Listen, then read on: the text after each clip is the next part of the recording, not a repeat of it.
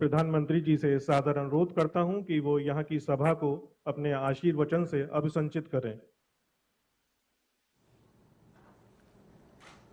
नमस्कार। पश्चिम बंगाल के राज्यपाल सीवी आनंद बोस जी, मुख्यमंत्री आदरणीय ममता जी, केंद्रीय मंत्रिमंडल के मेरे सहयोगी अश्विनी वैष्णव जी, सुभाष सरकार जी, निशित प्रामाणिक जी, जॉन बारला जी, नेता विपक्ष शुभेंदु अधिकारी जी, सांसद प्रसून जी, मंच पर विराजमान अन्य साथी, देवी और सज्जनों, आज मुझे आप सबके बीच रूबरू आना था, लेकिन मेरे निजी कारणों के कारण मैं आप सबके बीच नहीं आ पाया हूं। इसके लिए मैं आपकी बंगाल की क्षमा चाहता हूं। बंगाल की पुण्य धरती को, कोलकाता की ऐतिहासिक धरती को आज मेरे लिए नमन करने का अवसर है। बंगाल के कण कण में आजादी के आंदोलन का इतिहास समाहित है। जिस धरती से वंदे मातरम का जयघोष हुआ, वहां अभी वंदे भारत ट्रेन को हरी झंडी दिखाई गई। आज 30 दिसंबर की तारीख का भी इतिहास में अपना बहुत महत्व है। 30 दिसंबर 1943 1943 उस दिन ही नेताजी सुभाष ने अंडमान में तिरंगा फहराकर भारत की आजादी का बिगुल फूंका था। इस घटना के 75 वर्ष होने पर साल 2018 में मैं अंडमान गया था। नेताजी के नाम पर एक द्वीप का नामकरण भी किया था। और अब इस समय देश आजादी के 75 वर्ष का पर्व मना रहा है, अमृत महोत्सव मना रहा है। इसी अमृत महोत्सव में देश ने 475 वंदे भारत ट्रेन शुरू करने का संकल्प लिया था। आज इसी में से एक हावड़ा न्यू जलपाईगुड़ी वंदे भारत ट्रेन यहां कोलकाता से शुरू हुई है। आज ही रेलवे और मेट्रो की कनेक्टिविटी से जुड़े अन्य प्रोजेक्ट्स का भी लोकार्पण और शिलान्यास हुआ है। करीब 5,000 करोड़ रुपए की लागत से जोका बीबीडी बाग मेट्रो प्रोजेक्ट पर काम हो रहा है। इसमें से जोका तरालता मेट्रो रूट बनकर तैयार हो गया है। इससे शहर के लोगों की ईज ऑफ लिविंग और बढ़ेगी। साथियों, कुछ देर बाद ही मुझे गंगा जी की स्वच्छता और पीने के पानी से जुड़ी अनेक परियोजनाएं पश्चिम बंगाल को सौंपने का अवसर मिलेगा। नमामि गंगे मिशन के तहत पश्चिम बंगाल में सीवरेज के 25 से ज्यादा प्रोजेक्ट्स को मंजूरी दी गई है। इनमें से 11 प्रोजेक्ट पहले ही पूरे हो चुके हैं और 7 प्रोजेक्ट आज पूरे हो रहे हैं। आज 1,500 करोड़ की लागत से 5 नई परियोजनाओं पर काम भी शुरू हो रहा है। इसमें जो प्रमुख है वो है आदि गंगा नदी का पुनरुद्धार। मुझे बताया गया है कि अभी आदि गंगा नदी की स्थिति दुर्भाग्य से बहुत खराब है। इसमें जो कूड़ा कचरा गिरता है, सीवर का गंदा पानी गिरता है, उसकी सफाई के लिए 600 करोड़ रुपए से अधिक का आधुनिक इंफ्रास्ट्रक्चर तैयार किया जा रहा है।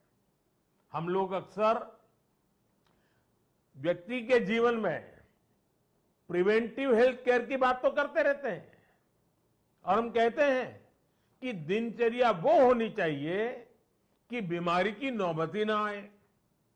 ठीक इसी तरह नदी की गंदगी को साफ करने के साथ ही केंद्र सरकार प्रिवेंशन पर भी बहुत जोर दे रही है और इस प्रिवेंशन का सबसे बड़ा और आधुनिक तरीका है ज्यादा से ज्यादा आधुनिक सीवेज ट्रीटमेंट प्लांट।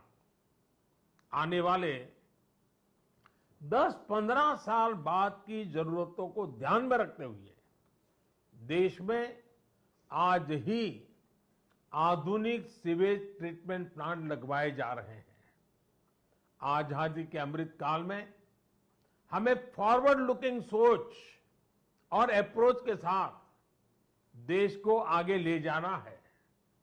साथियों, इस 21वीं सदी में भारत के तेज विकास के लिए भारतीय रेलवे का भी तेज विकास, भारतीय रेलवे में तेज सुधार, ये सारी बातें बहुत जरूरी हैं। इसलिए आज केंद्र सरकार भारतीय रेलवे को आधुनिक बनाने के लिए, रेलवे इंफ्रास्ट्रक्चर को आधुनिक बनाने के लिए रिकॉर्ड इन्वेस्टमेंट कर रही है। आज भारत में भारतीय रेलवे के कायाकल्प का राष्ट्रव्यापी अभियान चल रहा है। आज वंदे भारत, तेजस, हमसफर जैसी आधुनिक ट्रेनें देश में बन रही हैं। आज विस्टाडोम कोचेज रेल यात्रियों को नए अनुभव करा रहे हैं। आज सुरक्षित आधुनिक कोचेज की संख्या में रिकॉर्ड वृद्धि हो रही है। आज रेलवे स्टेशन को भी एयरपोर्ट की तरह विकसित किया जा रहा है।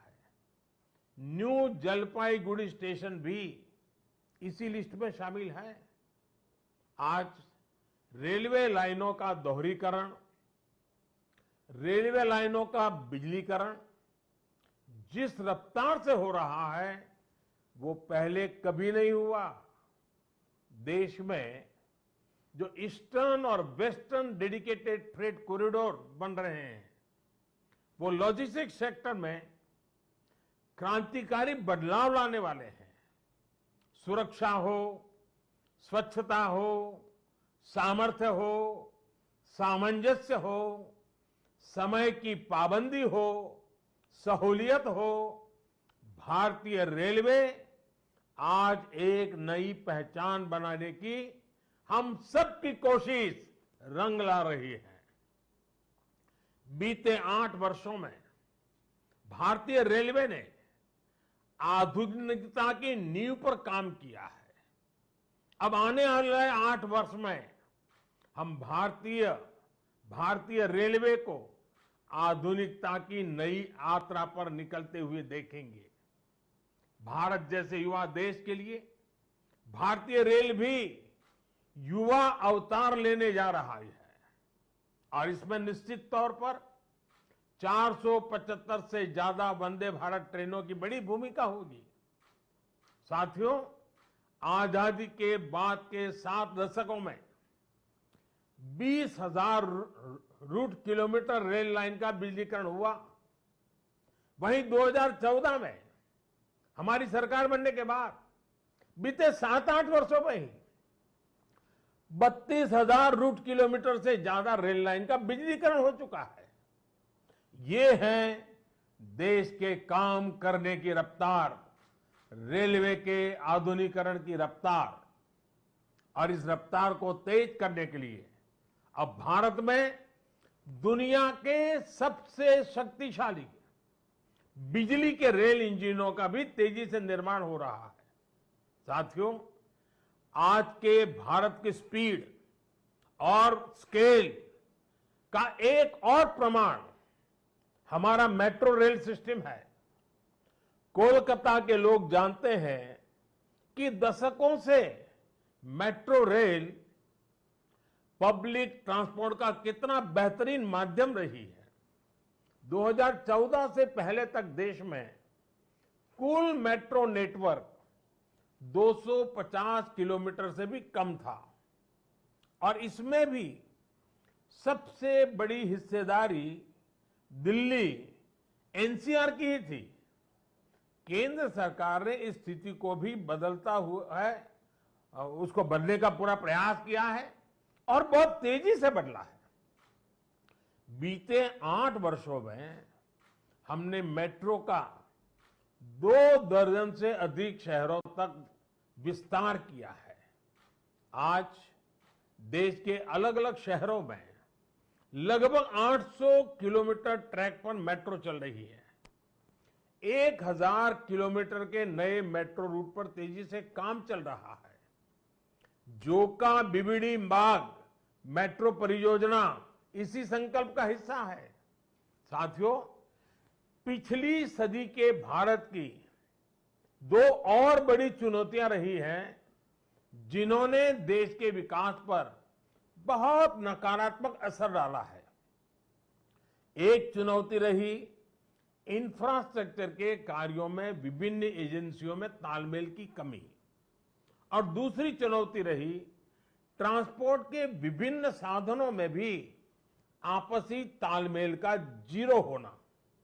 इसका नतीजा ये हुआ कि सरकार के एक विभाग को पता ही नहीं होता था कि दूसरा विभाग कहां नया काम शुरू करने वाला है। इसका खामियाजा देश के ईमानदार टैक्स पेयर को उठाना पड़ता था। देश का ईमानदार टैक्स पेयर हमेशा से सरकारी पैसे की बर्बादी से, परियोजनाओं में देरी से, भ्रष्टाचार से नफरत करता है। जब वो देखता है कि उसकी गाढ़ी कमाई से दिए हुए टैक्स से गरीब का नहीं बल्कि किसी भ्रष्टाचारी का भला हो रहा है, तो उसका खिन्न होना स्वाभाविक है। पैसे की इसी बर्बादी को रोकने के लिए विभागों में, सरकारों में तालमेल को बढ़ाने के लिए पीएम गति शक्ति नेशनल मास्टर प्लान लागू किया गया है। अब चाहे विभिन्न राज्य सरकारें हो, अलग अलग सरकारी विभाग हो, कंस्ट्रक्शन से जुड़ी एजेंसियां हो या इंडस्ट्री के लोग हो, सब एक ही प्लेटफॉर्म पर आ रहे हैं। पीएम गति शक्ति देश में ट्रांसपोर्ट के अलग अलग माध्यमों को जोड़ने, मल्टी मॉडल कनेक्टिविटी के काम को भी गति दे रहा है।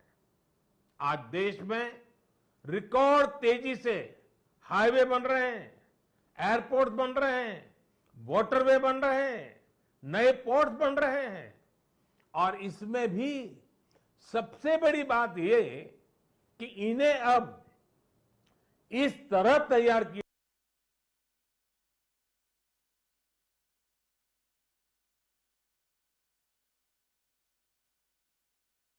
हाईवे बेहतर तरीके से रेलवे स्टेशनों से कनेक्ट हो, रेलवे स्टेशन एयरपोर्ट से कनेक्टिविटी हो, लोगों को ट्रांसपोर्टेशन के दौरान सीमलेस कनेक्टिविटी भी मिले। साथियों, 21वीं सदी में तेजी से आगे बढ़ने के लिए हमें देश के सामर्थ्य का सही इस्तेमाल करना होगा।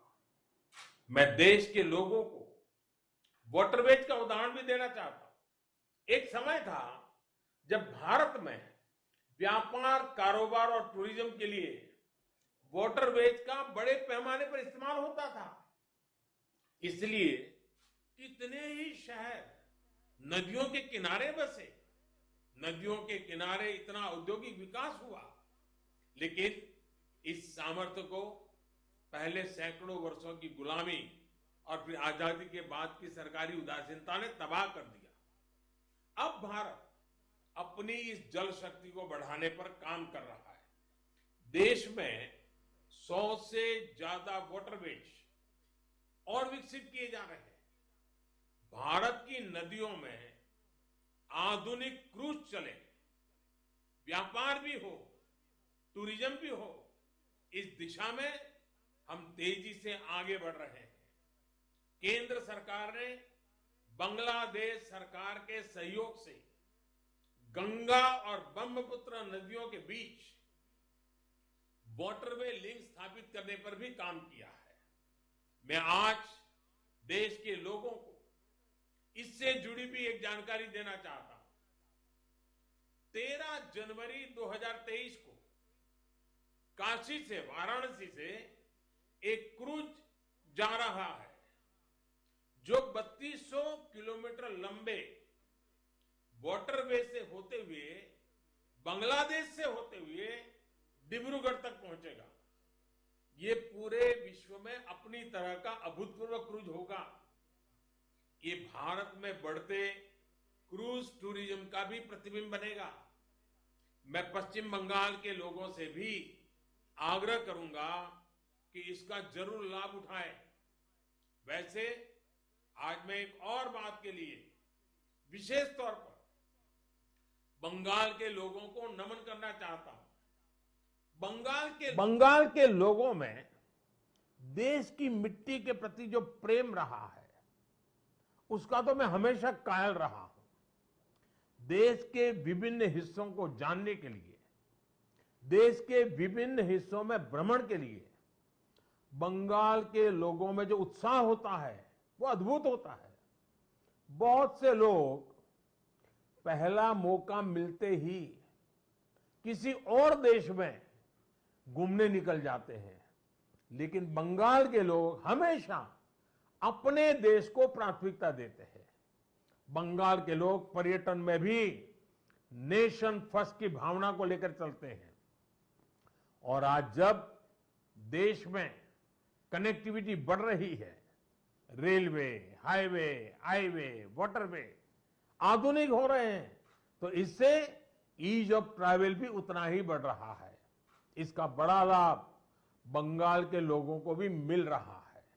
साथियों, गुरुदेव टैगोर द्वारा रचित प्रसिद्ध पंक्तियां हैं, ओ ओमार देशेर माटी, तोमार पौरे ठेकाई माथा। यानी, हे मेरे देश की माटी, मैं तुम्हारे आगे अपना सर झुकाता हूं। आजादी के इस अमृत काल में मातृभूमि को सर्वोपरि रखते हुए हमें मिलकर काम करना है। आज पूरी दुनिया भारत को बहुत भरोसे से देख रही है। इस भरोसे को बनाए रखने के लिए हर भारतीय को पूरी शक्ति लगा देनी है।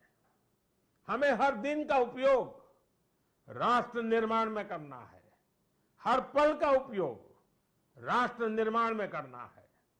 देश सेवा के कार्यों में हमें रुकना नहीं है।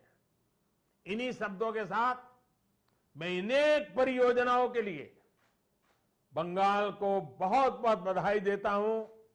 फिर एक बार आपका अभिवादन करता हूं और मैं अपनी बात को समाप्त करता हूं।